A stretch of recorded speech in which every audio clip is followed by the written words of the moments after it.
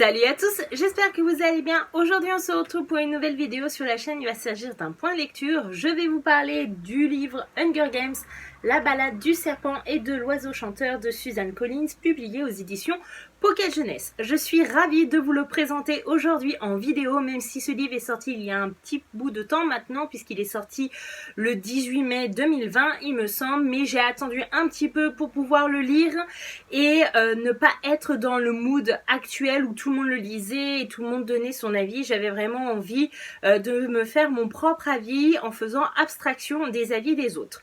Et si vous n'êtes pas fidèle à la chaîne, il faut savoir que Hunger Games c'est une de mes sagas préférées, que ça soit en livre ou en film. J'ai adoré l'univers et j'étais super contente que l'auteur décide d'écrire quelque chose en plus de la saga de base avec les 3 tomes.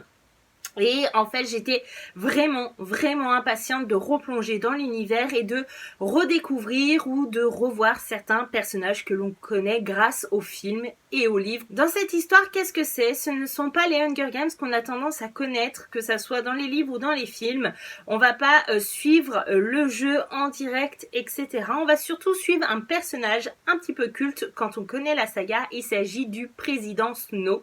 Et on va pas le suivre actuellement où nous, on a tendance à le connaître, c'est-à-dire où il est âgé. Non, on va le découvrir adolescent.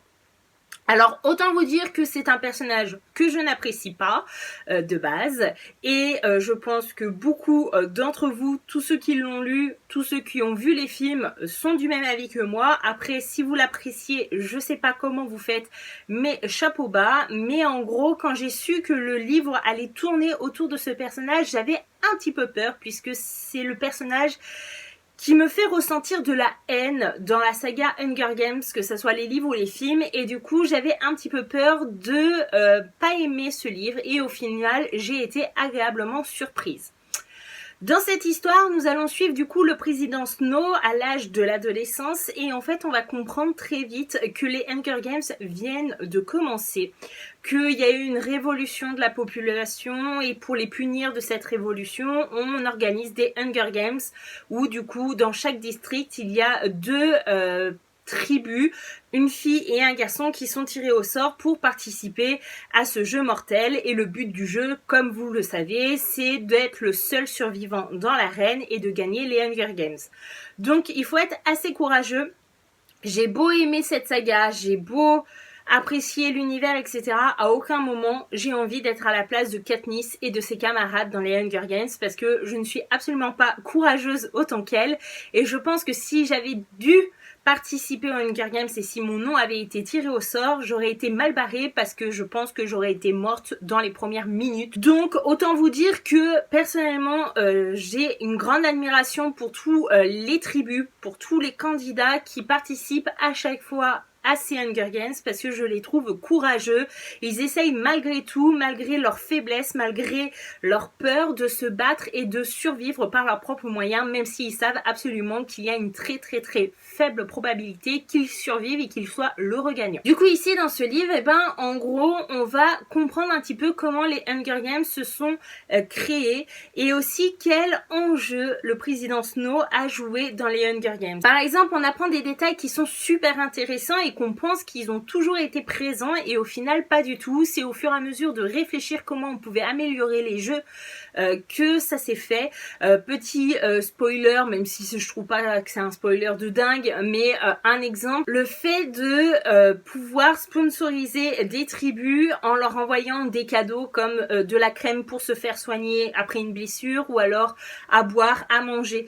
Et ça, au début des Hunger Games, quand ils ont été créés, c'était pas forcément le cas, et c'est au fur et à mesure que les années ont passé et que les individus qui ont joué un rôle dans Hunger Games ont décidé d'instaurer ce genre de choses pour rapporter de l'argent et pour donner envie aux gens de regarder les Hunger Games.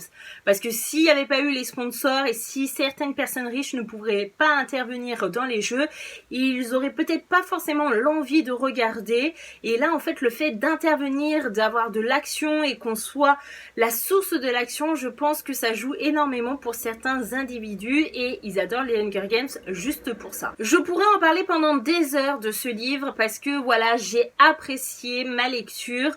Je sais que ce tome-là, il est plutôt mitigé sur la toile. Certains booktubeurs, certains blogueurs littéraires l'ont aimé, d'autres pas du tout. Je pense que c'est soit ça passe, soit ça casse. Après, étant une grande fan de Hunger Games, je savais un petit peu quasiment que j'allais aimer parce que j'étais vraiment impatiente de retrouver les personnages, l'univers et les jeux.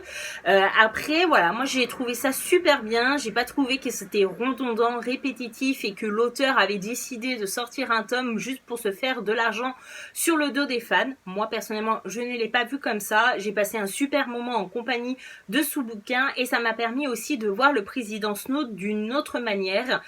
Comme je vous l'ai dit en début de vidéo, c'est le personnage qui attise la haine chez moi quand je regarde les films, quand je relis les bouquins.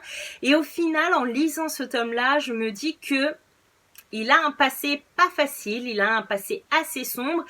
Ça ne donne pas d'excuses à son comportement dans les Hunger Games avec Peeta, avec Katniss et compagnie. Ça, pour le coup, il peut trouver aucune excuse. Ce n'est pas parce qu'on a un passé difficile et sombre qu'on peut se permettre d'être cruel et méchant. Mais du coup, on peut comprendre certains côtés de sa personnalité. Et j'ai apprécié découvrir ça en lisant ce bouquin. Et voilà, ce point lecture est enfin terminé. J'espère que je vous aurai convaincu à lire ce tome-là. Si vous êtes un grand fan de Hunger Games, n'hésitez pas, vous ne serez pas déçus. En tout cas, je l'espère, moi ça l'a fait, donc j'espère que ça le fera pour vous aussi. N'hésitez pas à me dire en commentaire si vous l'avez lu et ce que vous en avez pensé. Je serai ravie d'échanger avec vous en commentaire. Merci d'avoir regardé cette vidéo jusqu'ici. Je vous fais de gros bisous et à bientôt dans une prochaine vidéo. Bye bye!